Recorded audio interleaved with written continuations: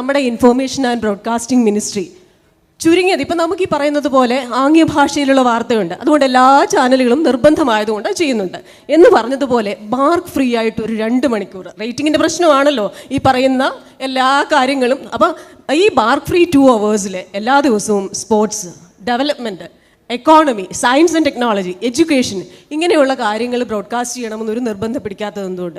2 crime, ദുരന്തം ഇതൊക്കെ report ചെയ്യുമ്പം മാനുഷിക പരിഗണന, 2 ഫാക്ച്വലായിട്ടുള്ള കാര്യങ്ങൾ മാത്രം നമ്മൾ റിപ്പോർട്ട് ചെയ്താൽ പോരെ എന്ന് എനിക്കൊരു പേഴ്സണൽ അഭിപ്രായമുണ്ട്. തീർച്ചയായിട്ടും അങ്ങനെ തന്നെയാണ് വരേണ്ടത്. കാരണം ഇതിനകത്തൊരു റഫറി ഇല്ലായ്മയാണ് പ്രശ്നം. കറക്റ്റ്. കാരണം ചിലർ കൈവിട്ട് കളിക്കുമ്പോൾ ബാക്കി എല്ലാവരും കൈവിട്ട് കളിക്കാൻ നിർബന്ധിതരാകുകയാണ് ചെയ്യുന്നത്. ഇതിനാണ് ഒരു മിനിസ്ട്രി ഉള്ളത്. നമ്മൾ ലൈസൻസ് എടുത്തിട്ടാണ് ചാനൽ നടത്തുന്നത്. ലൈസൻസ് തരുന്നവർക്കൊരു ഉത്തരവാദിത്വമുണ്ട്.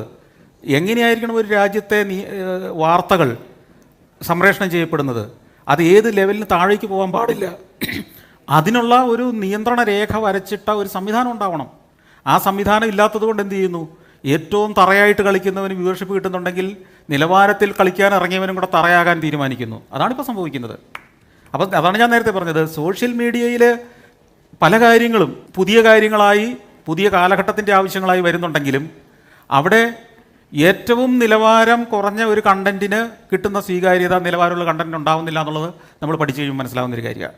സാർ പറഞ്ഞതുപോലെ ഇപ്പം എല്ലാ മാധ്യമങ്ങളും ചെയ്യുമ്പം ഒരു കൂട്ടർക്ക് ഇത് നമുക്ക് മാറി നിൽക്കണമെന്ന് വിചാരിച്ചാലും മാറി നിൽക്കാൻ പറ്റാതെ വരും. ഇപ്പം ഇന്നലത്തെ ഒരു കാര്യം നോക്കിക്കഴിഞ്ഞാൽ KPCC പ്രസിഡന്റ് സ്ഥാനത്ത് നിന്ന് മാറിയതിൽ K. സുധാകരന് നിരാശ എന്ന് അദ്ദേഹം പറയുന്നു. എല്ലാ മാധ്യമങ്ങളും അത് വലിയ ബ്രേക്കിംഗ് ആയിട്ട് കൊടുക്കുന്നു. ശരിക്കും അതിന് എൻ്റെ ജീവിതത്തിലോ സാറിൻ്റെ ജീവിതത്തിലോ മീരയുടെ ജീവിതത്തിലോ എന്ത് പ്രസക്തിയാണുള്ളത്? അപ്പോൾ നമ്മൾ പഠിപ്പിക്കുകയാണ്, ഒരു സ്ഥാനത്ത് നിന്ന് മാറിയാൽ അത് നിരാശപ്പെടേണ്ട കാര്യമാണ്. ആകെപ്പാടെ 140 മണ്ഡലങ്ങളാണ് നമുക്കുള്ളത്, പിന്നെ ഒരു 20 MP-മാരുണ്ട്, കുറച്ച് പഞ്ചായത്ത് പ്രസിഡന്റുമാർ, ഇതിനൊക്കെ അപ്പുറമായിട്ട് ഈ ഫുൾ ടൈം രാഷ്ട്രീയക്കാരാണ്. അപ്പോൾ പദവികൾക്ക് വേണ്ടിയുള്ളതാണ് രാഷ്ട്രീയം എന്നൊരു മെസ്സേജ് കൂടിയല്ലേ നമ്മൾ കൊടുക്കുന്നത്. ഇതിനകത്ത് വേറൊരു കാര്യമുണ്ട്.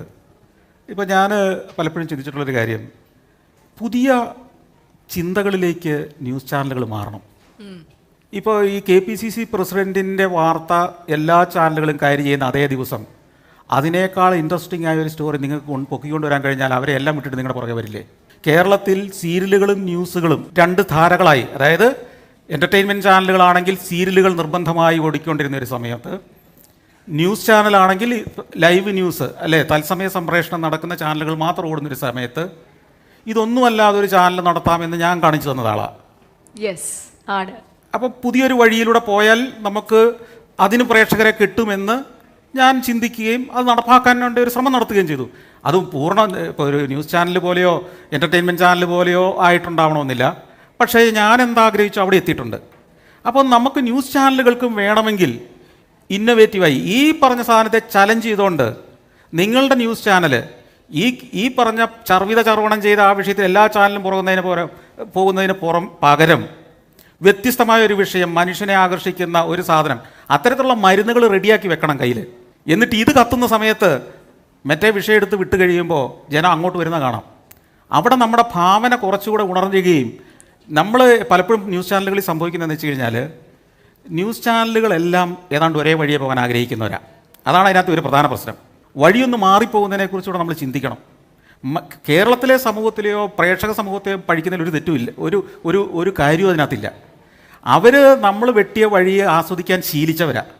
എന്നാൽ അവരുടെ മുമ്പിൽ ഒരു പുതിയ സാധനം കൊടുത്തു നോക്കിയേ, അവർ പെട്ടെന്ന് അതിലേക്ക് മാറും.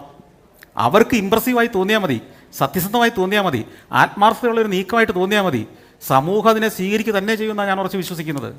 അപ്പം നമ്മൾ വ്യത്യസ്തമായ ഒരു വഴി കണ്ടെത്തുന്ന, ഇപ്പം ഈ നമ്മുടെ ഇന്നുള്ള ന്യൂസ് ചാനലുകളിലും ടെലിവിഷൻ ചാനലുകളും എല്ലാം സത്യം പറഞ്ഞാൽ എല്ലാ ചാനലിലും കുറേ കാലം പ്രവർത്തിച്ചവരാ. പുതുമ എന്തെങ്കിലും ഒരു കാര്യം ഈ ചാനലിൽ നിന്ന് ആ ചാനലിൽ വന്നുകൊണ്ട് ഒരാൾക്കുണ്ടാവുന്നില്ല. മറ്റേ ചാനലിൽ നമ്മൾ എന്താ ഉണ്ടായിരുന്നു ആ ബുദ്ധിയും ആ അറിവും ആ കഴിവും ആ ആശയങ്ങളുമായിട്ടാണ് ഈ ചാനലിലേക്കും വരുന്നത്. അവിടെ ഇന്നൊവേറ്റീവായ കാര്യങ്ങൾ ഉണ്ടാക്കാനുള്ള ഒരു മത്സരം നമ്മളുടെ ഓരോ ചാനലിലും ഉണ്ടാവണം. ഇന്നൊവേഷൻ എന്ന് പറയുന്നത് ഇതിൽ നിന്ന് കുറച്ചുകൂടെ മുമ്പോട്ട് പോകുന്നതായിരിക്കണം. അർത്ഥശൂന്യമായ ചർച്ചകൾക്ക് പകരം ഇന്ന് മനുഷ്യനെ സ്വാധീനിക്കുന്ന, മനുഷ്യൻ്റെ കയ്യടി കിട്ടുന്ന തന്നെ എത്രയോ അർത്ഥമുള്ള ചർച്ചകൾ ഉണ്ടാക്കാം.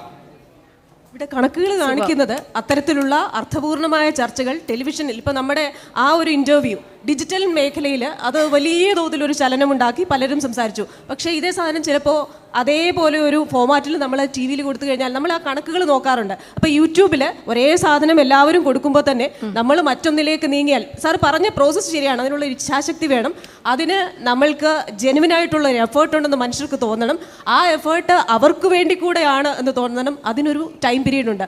ആ ടൈം പീരീഡ് ഈ ഒരു എക്സ്പെരിമെന്റ് അത് ചെയ്യാൻ ആരും തയ്യാറാകുന്നില്ല എന്നത് വലിയൊരു കാര്യം തന്നെയാണ്. വലിയ റിസ്ക് ഉണ്ട്. ഇപ്പൊ നമ്മുടെ ചാനലിൽ തന്നെ റൈഡിംഗ് റിപ്പോർട്ടർ എന്ന് പറയുന്ന ഒരു പ്രോഗ്രാം, അപ്പോൾ വളരെ സ്വീകാര്യമായ ഒരു പ്രോഗ്രാമായിരുന്നു. 2 മണിക്ക് റിപ്പോർട്ടേഴ്സ് പലയിടങ്ങളിലെ മനോഹാരിത, അവിടുത്തെ ഭക്ഷണം, അവിടുത്തെ ജനങ്ങൾ, ആ രീതികൾ, അതൊക്കെയെന്ന് പറഞ്ഞാൽ നമ്മുടെ മനസ്സിനെ തുറക്കുന്ന ഒരു പ്രോഗ്രാം. അപ്പോൾ അതേപോലെ ഞാനും സ്വപ്നം കാണുന്ന ഒരു കിനാശ്ശേരി അതാണ്. അപ്പോൾ ആ കിനാശ്ശേരിയിലേക്കുള്ള യാത്രയുടെ ഒരു ചെറിയ എഫേർട്ട് എന്ന നിലയിലാണ് നമ്മൾ ആ വാല്യൂ പ്ലസിൻ്റെ ഇത് കണ്ടിന്യൂ ചെയ്തുകൊണ്ട് പോകുന്നത്. ഞാനും വളരെ ആസ്വദിക്കുകയും ഹൃദയം തുറന്ന് സംസാരിക്കുകയും ചെയ്തൊരു പരിപാടിയായിരുന്നത്. Super thank you so much. അപ്പോൾ ഈ പറഞ്ഞ പോലെ പുതിയൊരു സാറ് ട്രാവൽ ചെയ്തു ലെസ് ട്രാവൽഡ് പാത്ത് എടുക്കാനായിട്ട് നിങ്ങൾക്കും പറ്റട്ടെ എന്ന് ഞങ്ങൾ ആശംസിക്കുന്നു. Thank you so much Christina. തീർച്ചയായും. Thank you. താങ്ക്സ്